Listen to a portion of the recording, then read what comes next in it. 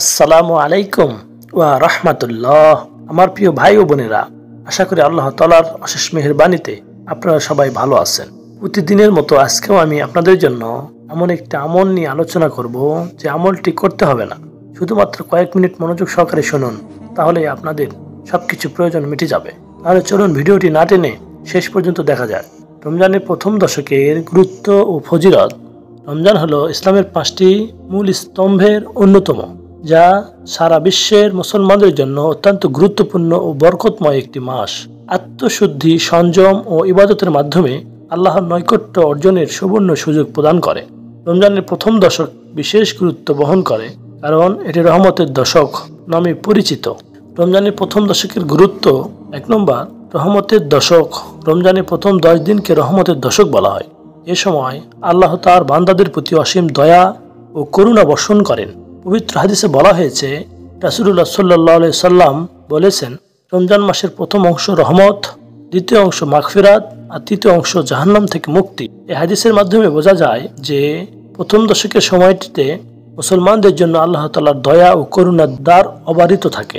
রোজার বিধান যেভাবে এলো, 2 হচ্ছে নেক আমলের দ্বিগুণ সওয়াব। রমজানে সৎ কাজ করলে অন্য সময়ের তুলনায় বহুগুণ বেশি সওয়াব পাওয়া যায়। আল্লাহ তাআলা বলেন, যে মাসে কোরআন অবতীর্ণ করা হয়েছে, যা মানুষের জন্য হেদায়েত ও সত্য পথের স্পষ্ট নিদর্শন ও ন্যায় বিচারের মানদণ্ড। সূরা আল বাকারা 185। ফলে প্রথম দশকেই বেশি বেশি ইবাদত করা উচিত, যাতে আল্লাহর রহমত লাভ করা যায়। 3 নম্বর, রোজার উদ্দেশ্য তাকওয়া অর্জন করা। রমজানের প্রধান লক্ষ্য হলো তাকওয়া বা খোদাভীতি অর্জন করা। কোরআনে বলা হয়েছে, হে ঈমানদারগণ, তোমাদের উপর রোজা ফরজ করা হয়েছে, যেমন তোমাদের পূর্ববর্তী উম্মতের উপর ফরজ করা হয়েছিল, যাতে তোমরা তাকওয়া অর্জন করতে পারো। তাই প্রথম দশকের সময়টাই সংযম, আত্মশুদ্ধি এবং নেক আমলের মাধ্যমে আল্লাহর রহমত পাওয়ার শ্রেষ্ঠ সুযোগ। রমজানের প্রথম দশকের ফজিলত। 1 নম্বর, গুনাহ মাফ ও জান্নাতের পথ প্রশস্ত হয়। রমজানের প্রথম দশকে যারা আল্লাহর রহমত পাওয়ার জন্য বেশি বেশি ইবাদত ও তওবা করেন, তাদের গুনাহ মাফ হয়ে যায়, জান্নাতের পথ সহজ, প্রবেশাধিকার লাভ করে। 2 নম্বর হচ্ছে 27 গুণ বেশি সওয়াব। রাসূলুল্লাহ সাল্লাল্লাহু আলাইহি সাল্লাম বলেছেন, রমজানে প্রতিটি নেক আমলের সওয়াব সাধারণ সময়ের তুলনায় 27 গুণ বেশি হয়।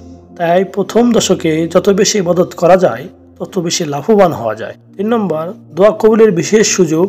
প্রথম দশকেই বান্দারা বেশি বেশি করে দোয়া করলে আল্লাহ তাআলা তা কবুল করেন। বিশেষ করে ইফতারের সময় দোয়া কবুল হওয়ার অন্যতম মুহূর্ত। 4 নম্বর, জাহান্নামের দরজা বন্ধ, জান্নাতের দরজা খুলে দেওয়া হয়। নবী করিম সাল্লাল্লাহু আলাইহি সাল্লাম বলেছেন, রমজান মাসের আগমনে জান্নাতের দরজাগুলো খুলে দেওয়া হয়, জাহান্নামের দরজাগুলো বন্ধ করে দেওয়া হয় এবং শয়তানদের শৃঙ্খলাবদ্ধ করা হয়।